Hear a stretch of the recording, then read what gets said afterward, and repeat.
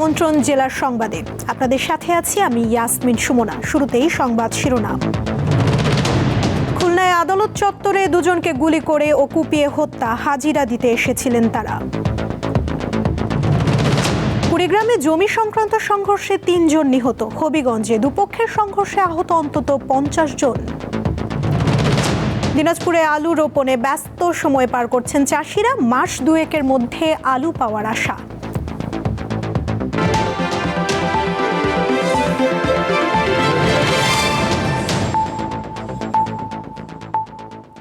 এবারে বিস্তারিত। খুলনার চিফ জুডিশিয়াল ম্যাজিস্ট্রেট আদালত চত্বরে প্রকাশ্যে গুলি করে দুজনকে হত্যা করেছে দুর্বৃত্তরা। বেলা 12:30টার দিকে এই ঘটনা ঘটে। নিহতরা হলেন রূপসা উপজেলার বাগমারা এলাকার রাজন ও হাসিব। পুলিশ জানায়, হাজিরা শেষে আদালত থেকে বের হওয়ার সময় ওত পেতে থাকা বেশ কয়েকজন দুর্বৃত্ত তাদের ওপর অতর্কিত হামলা চালায়। হামলাকারীরা প্রথমে তাদের লক্ষ্য করে গুলি করে, পরে চাপাতি দিয়ে কুপিয়ে দ্রুত দুটি মোটরসাইকেলে করে ঘটনাস্থল থেকে পালিয়ে যায়। গুরুতর অবস্থায় রাজন ও হাসিবকে উদ্ধার করে খুলনা মেডিকেল কলেজ হাসপাতালে নেওয়া হলে চিকিৎসকরা তাদের মৃত ঘোষণা করেন।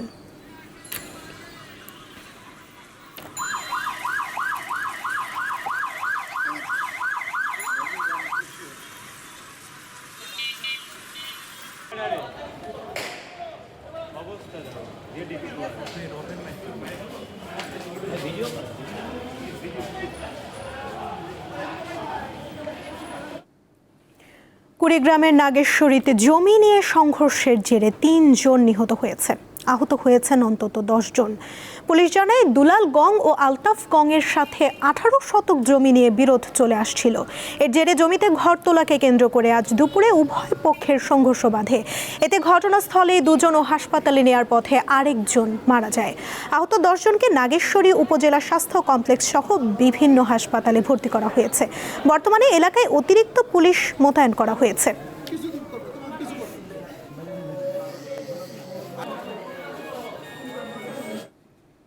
হবিগঞ্জের আজমিরিগঞ্জে মসজিদের জায়গা নিয়ে দুপক্ষের মধ্যে সংঘর্ষ হয়েছে। এতে পুলিশ সহ আহত হয়েছে অন্তত 50 জন। পুলিশ জানায়, উপজেলার কৃষ্ণনগরে মসজিদের জমি চাষ করা নিয়ে আব্দুল হাকিমের সঙ্গে একই গ্রামের হালিম মিয়ার দীর্ঘদিন ধরে বিরোধ চলছিল। বিষয়টি নিয়ে শনিবার রাতে তাদের মধ্যে বাকবিতণ্ডা হয়। পরে দুপক্ষের লোকজন সংঘর্ষে জড়িয়ে পড়ে। খবর পেয়ে আজমিরিগঞ্জ থানা পুলিশ ঘটনাস্থলে পৌঁছে পরিস্থিতি নিয়ন্ত্রণ করে। সংঘর্ষে পুলিশ সহ 50 জন আহত হয়েছে। তাদেরকে আজমিরিগঞ্জ উপজেলা স্বাস্থ্য কমপ্লেক্সে ও হবিগঞ্জ জেলা সদর হাসপাতালে ভর্তি করা হয়েছে।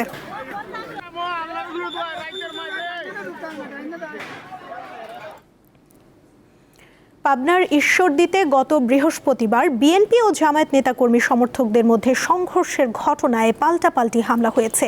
ঈশ্বরদী থানার ভারপ্রাপ্ত কর্মকর্তা জানান, শাহপুর ইউনিয়ন কৃষক দলের আহ্বায়ক মক্কেল মৃধার ছেলে বাঁধন হাসান আলিম বাদী হয়ে 32 জন জামায়াত নেতার নাম উল্লেখ করে মামলা দায়ের করেছেন।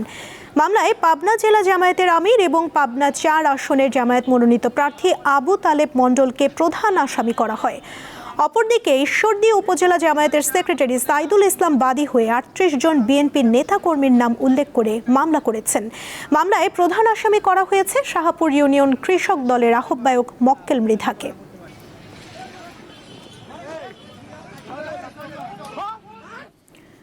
যশোরে যাত্রীবাহী বাসের সাথে মোটরসাইকেলের সংঘর্ষে 2 জন নিহত হয়েছেন। পুলিশ জানায়, যশোর চৌগাছা থেকে সদর হাসপাতালে রোগী দেখতে যাওয়ার উদ্দেশ্যে 2 জন মোটরসাইকেল যোগে আসছিলেন। জোড়াপোল ব্রিজ এলাকায় পৌঁছালে যশোর থেকে ছেড়ে আসা দ্রুতগামী একটি যাত্রীবাহী বাস মোটরসাইকেলটিকে সজোরে ধাক্কা দেয়। এতে মোটরসাইকেলের 2 আরোহী রাস্তার পাশে ছিটকে পড়ে ঘটনাস্থলেই মারা যান। নিহতদের বাড়ি ঝিনাইদহের মহেশপুরে। এদিকে পাবনার চাটমোহরে ট্রাকের ধাক্কায় এক শিশু নিহত হয়েছে।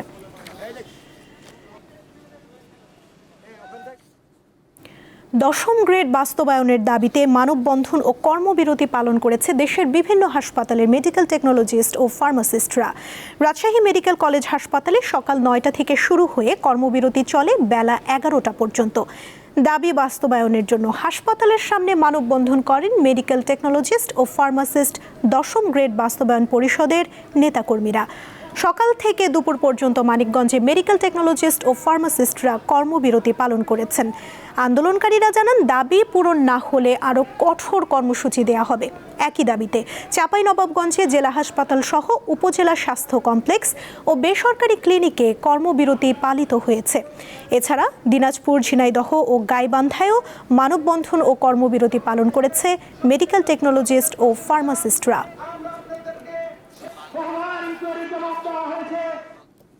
এবারে কেওয়াই স্টিল চট্টগ্রাম সংবাদ।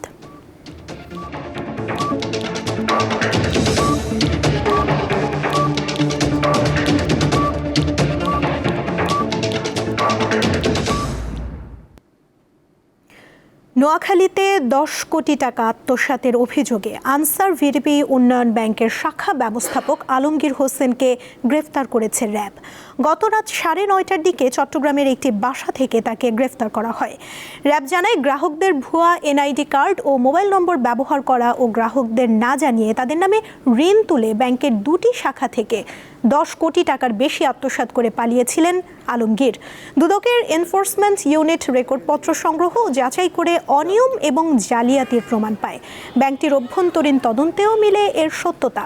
এরপর নোয়াখালী স্পেশাল সিনিয়র জজ আদালতে দুদকের পক্ষ থেকে 2টি মামলা দায়ের করা হয়। বেলা 11টায় বরিশাল মেরিন একাডেমি বরিশালের 4র্থ ব্যাচ ক্যাডেটদের শিক্ষা সমাপনী কুচকাওয়াজ অনুষ্ঠিত হয়েছে। বেলা 11টার দিকে বরিশাল মেরিন একাডেমিতে মনোজ্ঞ কুচকাওয়াজের মাধ্যমে অনুষ্ঠানের সূচনা হয়। এ সময় কৃতী ক্যাডেটদের মাঝে পুরস্কার বিতরণ করা হয়। অনুষ্ঠানে প্রধান অতিথি হিসেবে উপস্থিত ছিলেন নৌ পরিবহন মন্ত্রণালয়ের সচিব ডক্টর নুরুন নাহার চৌধুরী।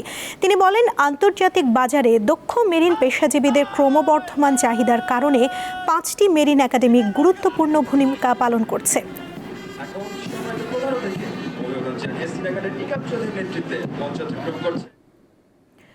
বাংলাদেশের ভূখণ্ড ব্যবহার করে ভুটানের পণ্য পরিবহনের প্রথম পরীক্ষামূলক কার্যক্রম বা ট্রায়াল রান বাস্তবায়নের অপেক্ষায় রয়েছে লালমনিরহাটের বুড়িমারি স্থলবন্দর। 28 নভেম্বর কন্টেইনারটি বুড়িমারি স্থলবন্দরে পৌঁছায়। এরপর বৃহস্পতিবার ও শুক্রবার কয়েক দফা চেষ্টা করেও ভারতীয় কর্তৃপক্ষের নো অবজেকশন বা অনুমতি না থাকায় পণ্যটি ভারতের চ্যাংরাবান্ধা স্থলবন্দর দিয়ে প্রবেশ করানো সম্ভব হয়নি। থাইল্যান্ডের ব্যাংকক থেকে আবিদ ট্রেডিং কোম্পানি লিমিটেডের পাঠানো এই চালানে 6 ধরনের পণ্য রয়েছে। এর মধ্যে ফলের জুস, জেলি, শুকনো ফল, লিচু ফ্লেভারের ক্যান্ডি ও শ্যাম্পু রয়েছে। এর আগে কন্টেইনারটি 22 সেপ্টেম্বর চট্টগ্রাম বন্দরে পৌঁছায় ও সেখান থেকে সড়কপথে বুড়িমারিতে নেওয়া হয়।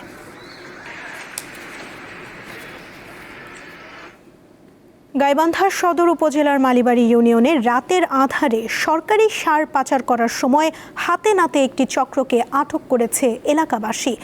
ঘটনা জানাজানি হওয়ার পর স্থানীয়দের মধ্যে তীব্র ক্ষোভের সৃষ্টি হয়। পাচারকারীদের দৃষ্টান্তমূলক শাস্তির দাবিতে সকালে মালিবাড়ি ইউনিয়নের কাবিলের বাজার 4 মাথা মোড়ে বিক্ষোভ মিছিল ও মানববন্ধন করে শত শত সাধারণ মানুষ। স্থানীয়রা জানান, গতকাল গভীর রাতে একটি চক্র মালিবাড়ি ইউনিয়নের কাবিলের বাজার এলাকা দিয়ে সরকারি সার অবৈধভাবে পাচার করছিল। এ সময় স্থানীয়রা বিষয়টি টের পেয়ে এগিয়ে আসেন এবং তাদেরকে হাতে নাতে আটক করেন।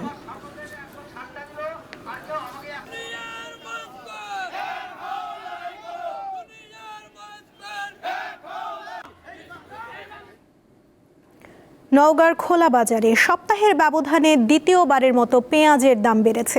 বর্তমানে প্রতি কেজি পেঁয়াজ 90 টাকায় বিক্রি হচ্ছে। পাইকারি বাজারে পেঁয়াজের পর্যাপ্ত সরবরাহ না থাকায় কেজিতে 30 টাকা বেড়েছে বলে জানিয়েছেন ব্যবসায়ীরা। অপরদিকে নতুন করে পেঁয়াজের দাম বৃদ্ধি পাওয়ায় চরম বিপাকে পড়েছেন ক্রেতারা। এছাড়া বাজারে শীতের সকল ধরনের সবজির সরবরাহ বৃদ্ধি পাওয়ায় সবজির দাম কিছুটা ক্রেতাদের হাতের নাগালে রয়েছে।